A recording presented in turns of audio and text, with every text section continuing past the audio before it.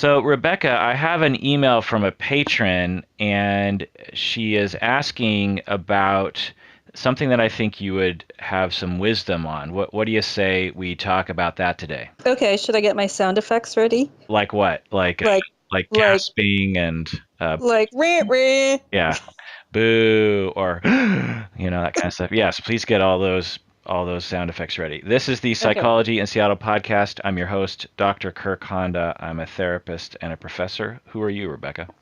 Hi, I'm Rebecca Bloom. I'm a licensed mental health counselor and a board certified art therapist here in Seattle, Washington. And this is from an anonymous patron. I have a question for you about boundaries. Mm. Things are going well with my therapist. I see him twice a week for an hour. Usually, if he doesn't have anyone for me, if he doesn't have anyone after me, he extends the session for however long he can. And sometimes he even schedules me for spots where there is no one after me so we can extend the session. Do you want to have a reaction? Just a sound effect reaction to that.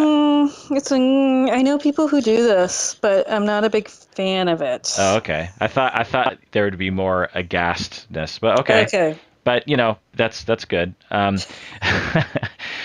Going on with email, there have also been a few occasions where I go in and we get into something, and then at the end of the hour, he offers me to come back later that day Oh, yeah. for another appointment time. Okay, now I'm like, meh. That's not a good sound. Meh. Meh. Meh. um, It's like an ha- upset cat. yeah, upset cat sound. However, he does not bill for this extra time. Oh, yeah, no. Double meh. Meh. He only bills for the regular 2 sessions per week. I had therapy today, which was my second session of the week, and it lasted an hour and 45 minutes. He asked if I wanted to come in tomorrow for a third session this week.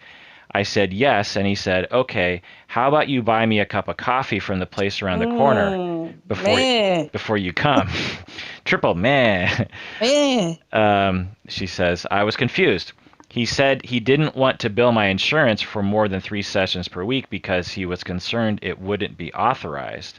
Mhm. So he was asking me to pick him up a cup of coffee as a favor for providing a free session. It seemed a little weird. I wonder if he would feel comfortable asking his other clients to pick him up coffee. I know this seems like a simple, harmless task, which it is, but our session today was oddly focused on how easily I get taken advantage of and have some trouble asserting myself. And how I Meh. yeah, and how I believe people have power over me. I wonder Mm. if this could be a test from him to Oh, boy. to see how I would react in the real world. Not sure about that. Just wanted to see your opinion if this is crossing a boundary. I'm so thankful and grateful for all the effort and time he puts into me and how he Mhm. doesn't give up on me. So I don't want to fuck it up. But I also don't want to feel stupid by getting him coffee.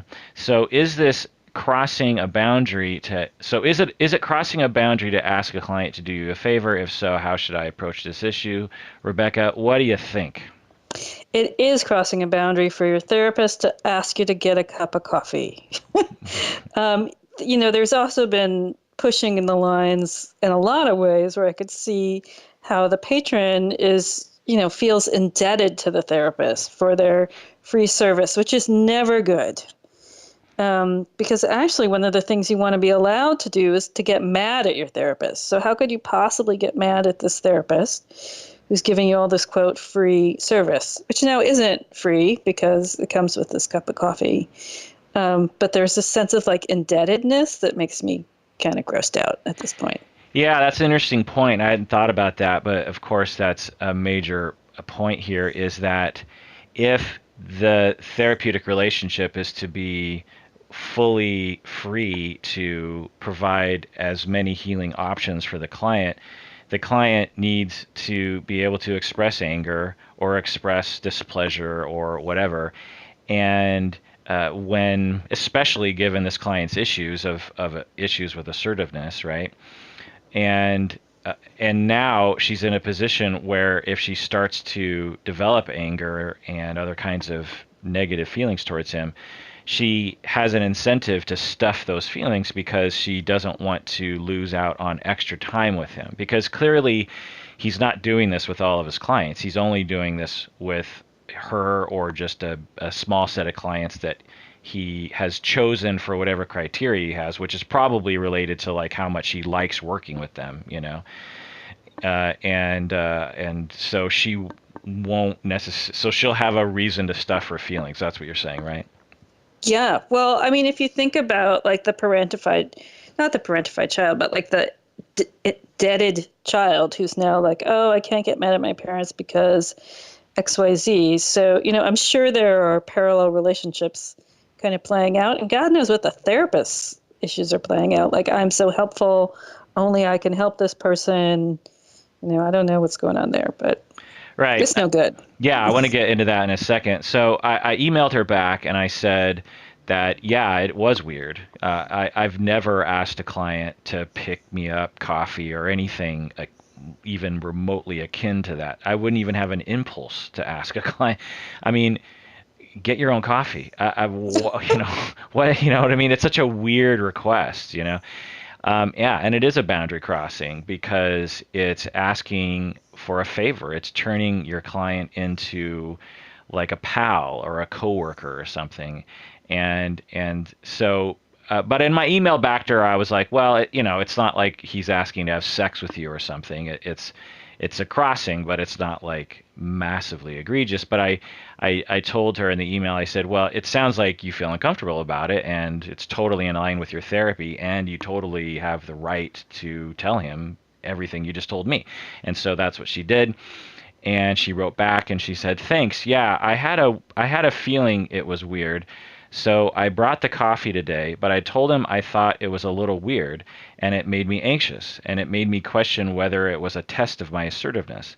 I think he realized that it was a little strange of him to ask me to get him coffee. I also brought up two other things he had done that made me feel uneasy, and he sincerely apologized and said he would work on it. He said he was happy I brought those things up. Any thoughts on that, Rebecca? Um, you know, where's this guy getting supervision? I mean, it really makes me wonder, like, is he using a technique that he needs to get hours in, and like this client does that technique really well or something? Like, what's going on here? And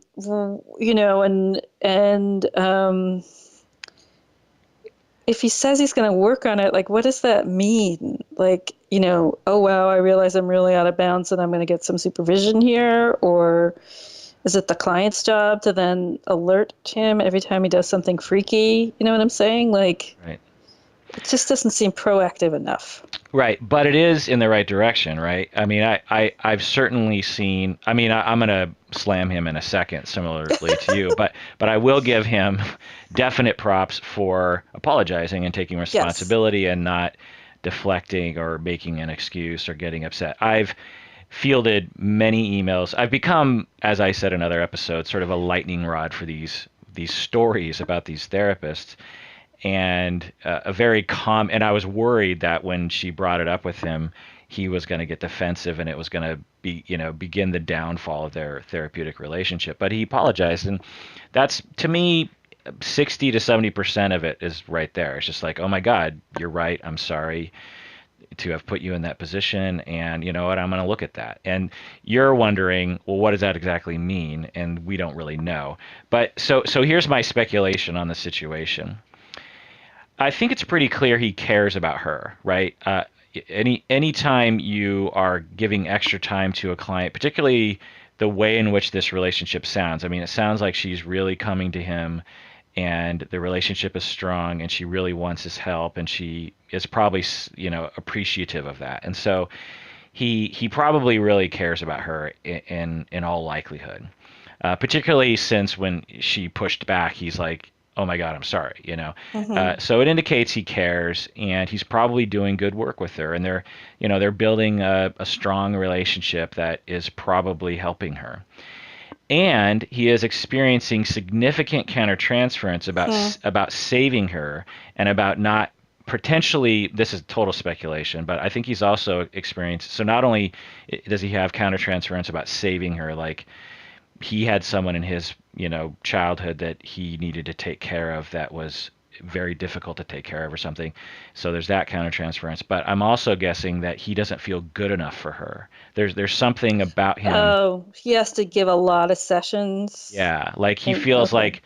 he feels guilty or insufficient with only 2 sessions a week, which I have to say is a shit ton of It's a therapy. lot Yeah. of, I mean, I only have people come with that when they're in extreme crisis. Right. Yeah, me too. Occasionally, I've had a client who, like, we're talking one out of every 2,000 clients or something, where I'll be like, you know what? Well, they'll ask for more than 1 session a week, and I'll determine, you know what? Actually, it might work in this situation. But it's very rare for me to see people more than 1 hour a week. And so, but that's not to say it's terrible. But I think that I think I'm guessing based on his reaction that he knows better is the thing, Hmm. and he is straying away from his training and potentially not consulting about. I'm guessing he's not consulting about this at all with anybody, and he doesn't feel good enough, and so he's like, I need to give her more. I need to give this. I want to do right by this client, and this client wants more of me, and so I'm going to give more of that because I feel anxious about being good enough. And so he provides extra time in this very kind of haphazard way in an attempt to soothe his anxiety, is my guess, about being a good enough therapist. Because if he came to me and he's like, and I'm having this urge, I'd be like, I'd explore this issue with him. And if we determined that he was having this insecurity, I'd be like, you're a good enough therapist anyway. Like, you don't have to, you're doing good work. You don't have to give more of yourself to this client. It's okay to provide quote unquote only 2 sessions a week. So over time, he's giving more and more of his time, but I'm guessing, and total speculation, that he started to feel resentful about giving her extra time, right? Because he's just like, I'm I'm getting paid for 2 hours, but some weeks I'm giving her an extra 2 hours, Hmm. and maybe his spouse is yelling at him about working too much, or he feels burnt out, or he's not being able to work out at the gym as often as like something is he's like I'm upset that I'm working so much, and then he's like, and I'm pro Barely bono. getting paid. Yeah, and I'm giving pro bono hours to this client, and so I think he was starting to have some resentment. Again, total speculation.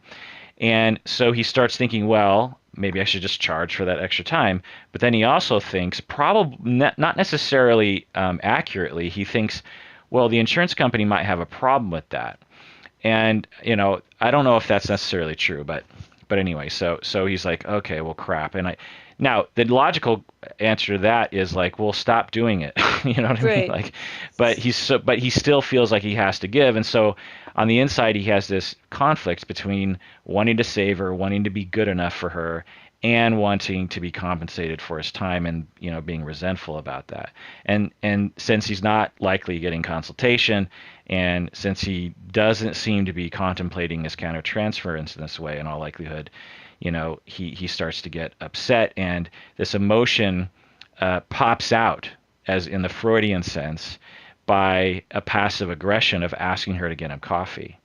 Hmm. This immediately makes her feel uncomfortable, which is, of course, exactly what his unconscious wants it to do.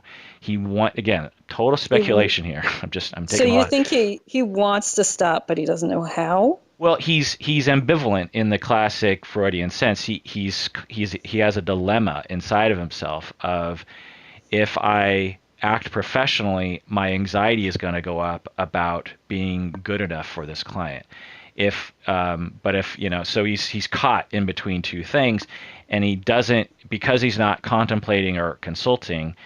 It's sort of left to rattle around in his unconscious and creates distress, and so it pops out in this half measure.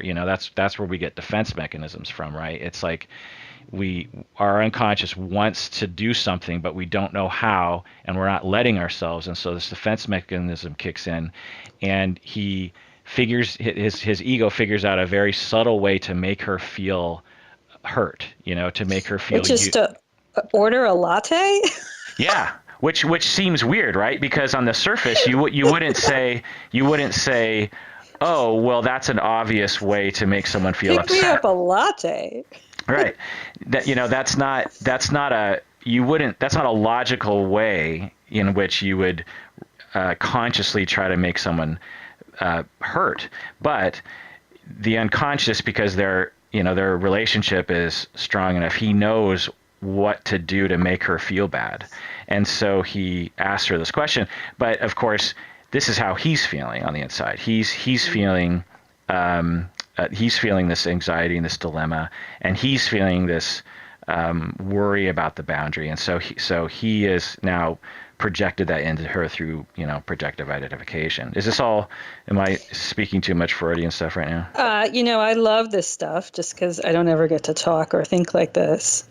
But yeah, I mean, I think the piece about like whose wound is he trying to fix here is probably the key to all this. Right.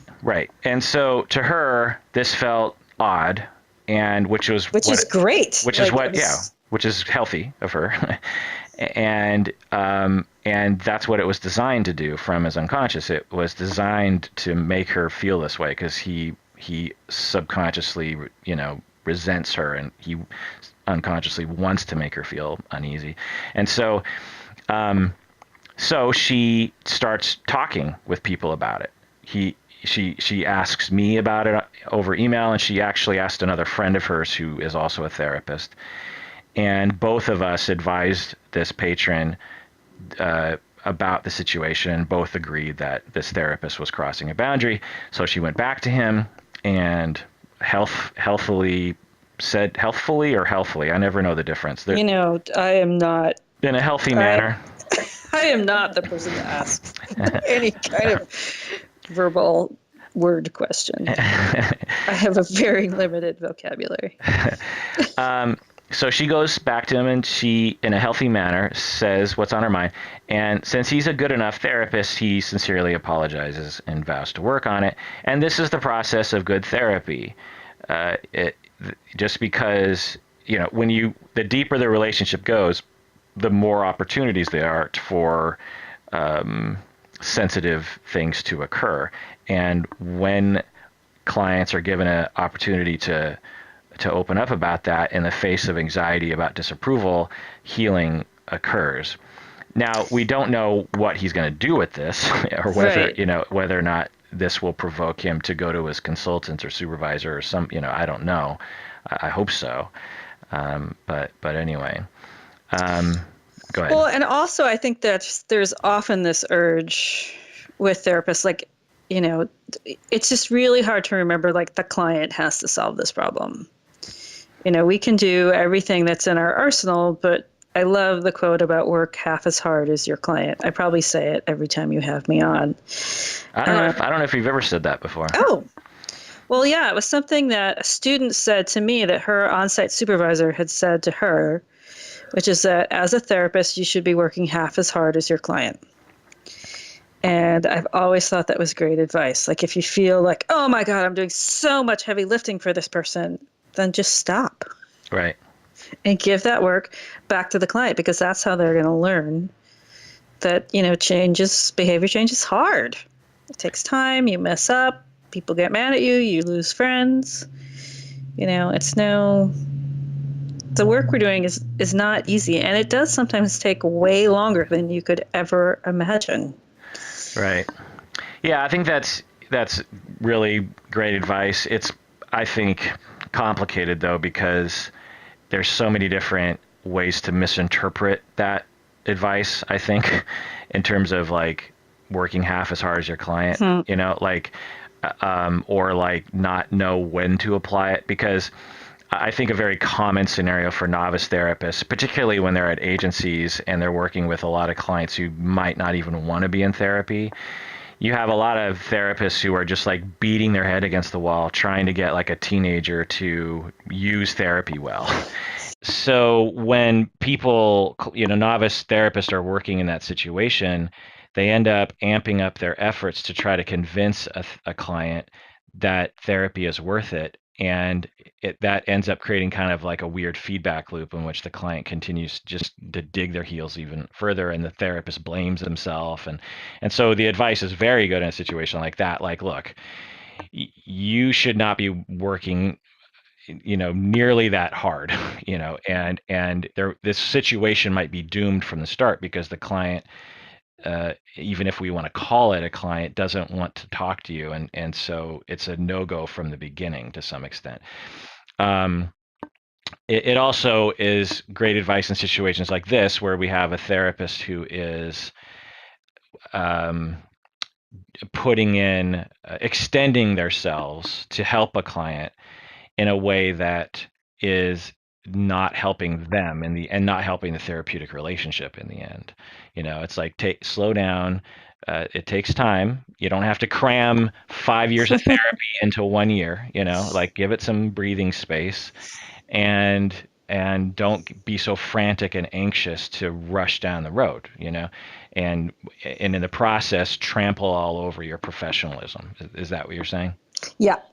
Yeah. Another question she asks is this a test? And I find that to be a, Mm-hmm. a common question that I hear from Mm-hmm. people who email me. They're like, is my therapist testing me? And I just have to say that I've never heard a therapist do that sort of thing. I've never heard a therapist say, you know what, I'm gonna do this weird thing to test to see if my client has learned how to assert themselves against me or something. I mean, there were strategic therapists, Milton Erickson, and these kinds of people who probably would have done stuff like that. But I don't hear contemporary therapists do stuff like that. Do you? Yeah, I think that's no one works like that anymore. Right. And so, Because Mnuchin died today or yeah, yesterday, yes, and he is famous for that, yeah. like the paradox. But it's like no one actually works like that. Those are great concepts in graduate school, but yeah, I don't Yeah. know anybody who works that. Right, exactly. They're wonderful graduate school topics, and they're wonderful provocative things to display while you're being videotaped. Mnuchin would be videotaped with a family, and so he'll pull those things out and blah blah blah. And so, yeah, I don't know very many. Now, occasionally, I will actually advise supervisees to contemplate what I would call to be like the umbrella of strategic and structural and Milton Erickson style of therapy, but it's really under extreme duress that we would resort to such things because we're desperate for something to work at that point, and all other things are not working is usually the tack that I take with people, and still supervisees don't feel comfortable doing it. So the um, the notion is is often asked, and I just find it interesting because every time I say, I find it extremely unlikely. I would think it's extremely unlikely that your therapist is testing you in this way. They're probably just fucking up. Hmm. It's much more likely that they're just like not minding the store. Yeah. And that being said, like I have a client that I find that I'm very confrontive with, just because they have let me know that they really want therapy to work. And every time I make a behavior change suggestion, they shoot it down as something that, couldn't possibly work. They couldn't possibly do that. And I'll really confront them on that and say, like, oh, well, here we are again. Like I've said the thing that we know from my work would be helpful, and I'm happy to hear why it's not helpful for you. So, like, I think that hopefully your therapist, if your ego strength can tolerate it, challenges you. But that's different than like kind of laying a trap. Right. Yeah, the last thing I'll say about this is that the tone in which I'm having in reaction to this is the gestalt is negative, but you know I've probably done this myself. I can't. Again, I was making fun of him like coffee. That's weird, but I am a human being and prone to all the countertransferences that anyone else is prone to, and have done equally, if not worse, things to clients as a result of my own countertransferential reactions, and things like that I can think of off the top of my head are not listening very well, or being What? judgmental. Ha ha. That was a Berto joke right there. Oh, that was so. Um, yeah, so stuff like I've done things through projective identification myself to my clients, and many of which I probably didn't even notice. And so this isn't to say that this therapist is somehow insufficient or something, or abnormal. Um, it just means that we're all human and we're all prone to this. If it was a greater transgression, I guess on the scale of transgressions that I get from patrons who email me about their therapists, I would give this like a 2 out of 10, because Mhm. I have heard people sexually abusing, raping their clients. We're going to do an episode on that soon, or maybe it'll already have come out by the time this one is published. But it's about a therapist who literally raped his client, and then the client emailed me about it, Ugh. and it's and I Let me actually. just say, I'm so thankful that you didn't spring that one on me. Like, I think it would be No, really hard. yeah, I'm gonna talk with Berto about that one, because I also want to talk about, like, just, I don't know, just related topics to that. But so that's a 10 or an 11, obviously. And then we've talked on this podcast about other cases in which the therapist was very sexually exploitative, but not, they didn't quote unquote have sex, but he was very manipulative of the client to be with them, and just things like that, which I would give, like, I don't know, a 9 or an 8 or something. So asking the client to bring a cup of coffee is far from that. um, and he apologized, which I commend him for. But if I could ask him one question, I would be like, are you contemplating consulting about this? Hmm. Because I have a feeling this isn't an isolated issue for him. Right. What if it's not? I mean, what if this is a common pattern that repeats over and over? Like, does he let himself have one a year, one special client a year that makes the work doable for him? Or, like, what's going on here? Right. What's getting played out? Right. And where's his self-care? Because he needs to get paid for his work, and Right. he needs to protect his social life and his personal life. So, I just want to know how he's doing with all that stuff. So write us and let us know, Yeah. therapist. Yeah. So, yeah. Well, the funny recommendation would be, patron, have your therapist listen to this episode in Oh, which we proceed to. would you scramble your life's work on Yeah. the radio? Yeah. We don't know you, but Yeah. And then, he can obviously email me some terrible response, I suppose. I don't know. And therapists out there who have had similar things, let us know your own issues or other can I clients. tell a quick story about this? Because I've been a clinician where this stuff happened a lot. Yeah, let's take a break first, and Okay. then I want to hear about it. All right.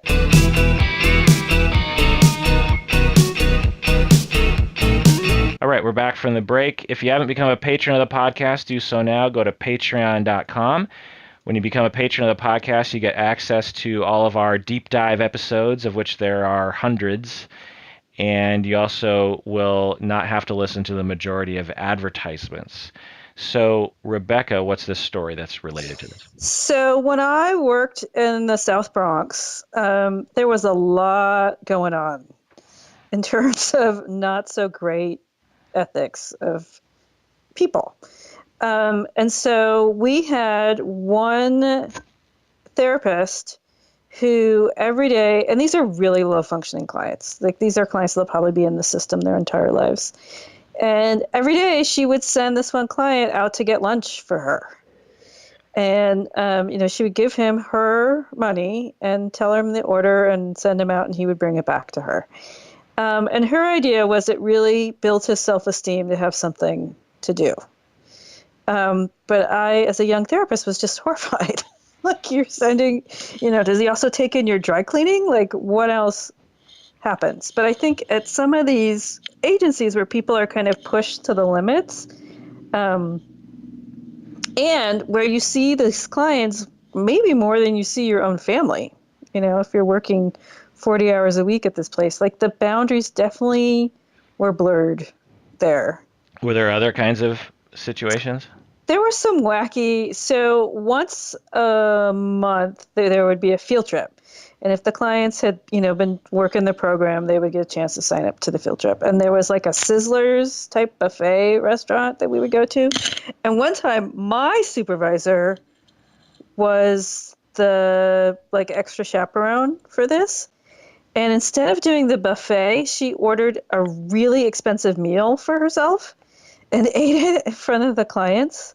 And it was this whole thing about like, I work so hard and I deserve this. And I was just shocked. Like, you're doing this in front of the clients. Like, this is supposed to be a treat for them. And you're just rubbing it in their faces that you have access to more than they do. So yeah, there was constantly weird stuff going on. Was it based on just mistakes that were made or a culture, or was it that it was a general belief system that was unaware or unreflective, or what was the cause of all this? Oh God, I think it was burnout. I think it was also that people had been in these jobs for so long, like many people had been in these jobs like 20 years, that they just kind of forgot like what they were supposed to be doing. I mean, that's the only way I can explain it. Yeah, I mean, just to comment on that, whenever I hear these stories and get enough detail, that is often a factor, is the person who is committing the boundary violation or some other unethical behavior has been slowly drifting away from, shall we say, the professional core, I don't know, education, supervision, consultation zone. They no longer consult, or they only consult with other unaware people, or they don't even consider themselves to be professionals anymore. They they've been working in an agency where they're work side by side with social workers and case managers and chemical dependency people and office workers, and they don't identify as, I am a clinician, I'm a psychotherapist, I'm a licensed professional who has to follow a certain set of professional guidelines. That because not to demean caseworkers and stuff, but they aren't typically licensed and they don't typically follow a professional code, or at least it's not as robust or as like limiting as psychotherapy professional codes. You know what I mean? Right. I mean, the boundaries, if you just work this really intense job all the time and then you find a way to survive at that really intense job, it's not really about and you're working with clients that quote, like, never get better, and the clients are there day after day after day. Everything just kind of erodes into bleh. Right. And right, it's, I guess, a slippery slope that happens too. And I would, well, tell me if this was also an element of like us versus them, where the therapists feel like it's us and the clients are the them. Right, and management is the other them. Yeah. And you end up just kind of being an echo chamber at work about whatever is ailing the group. And then there's an erosion of the professionalism and of the duty, of what this job calls for, that I see sometimes. It's sort of like, I mean, in my head, it kind of progresses like this. It's like you're at an agency setting, and you're stressed out, and you're overworked, and you're burnt out, or at least a percentage of the therapists are. And you're at a case consultation meeting, and one person's particularly vocal about their negative attitudes about everything, and they talk about like, oh, I have this, I talked to that borderline client again, and she was, driving me nuts, that crazy borderline I talk about all the time, oh God, and she came in, yes, this sort of, and I'm not even exaggerating with that No, tone, no. and then it kind of silences. I've been in that situation where, as someone who's like, let's keep it professional, I feel silenced by that attitudinal wave that a few people kind of propagate, and because I'm not in power in some of those situations, and then that kind of infiltrates everyone's attitude, because then you kind of expect like, well, okay, case consultation meetings, staff meetings are a time for us to laugh at clients. That's what we do. That's the rules of this engagement is you walk into the room, you close the door, and then we proceed to laugh at our clients and make fun of them and vent, and that's all that we do. We don't talk about professionalism. We don't talk about what to do better. We don't take responsibility. And then that sort of leads to just a general straying away from your core principles, and then before long you're eating an expensive meal in front of clients who could never afford such a thing. Yes. Yeah. I mean, I think there was a lot of like, I mean, her statement to the group, I don't know, I'm sorry if I already said this, but I remember her saying, like, I deserve this. I work so hard. And it Yeah, was which like, is great. whoa. Well, which is great, but not in this context, Right. You want to Yeah. come back tomorrow and do this, great, Right. but not Right. not Bring yourself to Sizzlers, like yeah. not in front of the clients. Right. Yeah. Right. So was that a passive aggression that she had been building up toward clients? Right. I'll show you what I have, or I'll show you kind of what you've taken from me. Yeah. You know? Right. Yeah. Oh, the whole thing was so weird. Yeah. All, Interesting. all playing out at a Sizzlers in the South Bronx. Yeah. Yeah, I'm trying to think if I've heard stories along these lines before. Nothing's coming to mind, but I'm sure I've heard some stories of like people doing things like this. Oh, well, I had a supervisee once who did a lot of this sort of stuff. They they had a lot of they just had a general attitude or approach to therapy as being a very casual affair. And I was continually trying to get them to stop and to understand, especially when they're under my supervision. It's like I kept telling them, like, once you're done with me as a supervisor, you don't have to listen to me anymore, and you can risk your own license however much you want. But while you're under my supervision, you're going to follow the standard of care.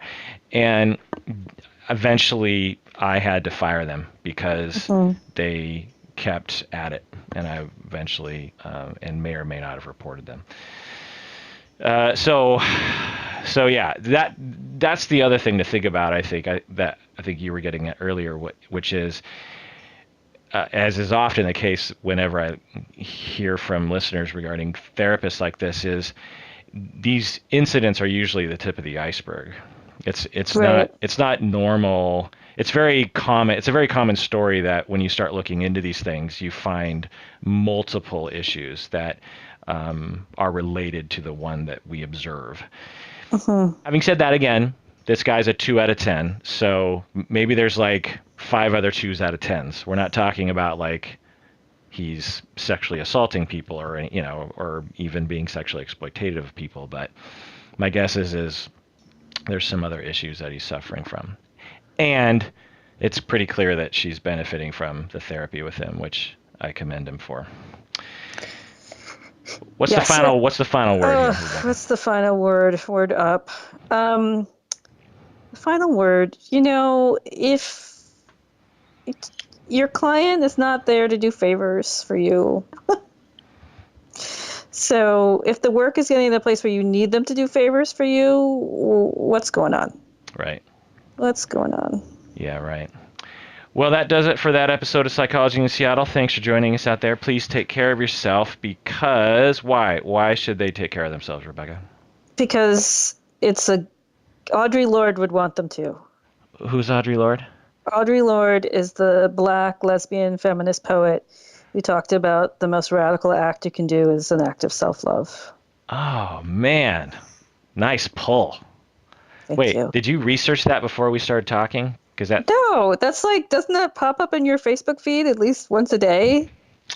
I think I'm on a different feed than you. All right. It shows up probably once a week in my Facebook feed is that quote from Audre Lorde about self-love.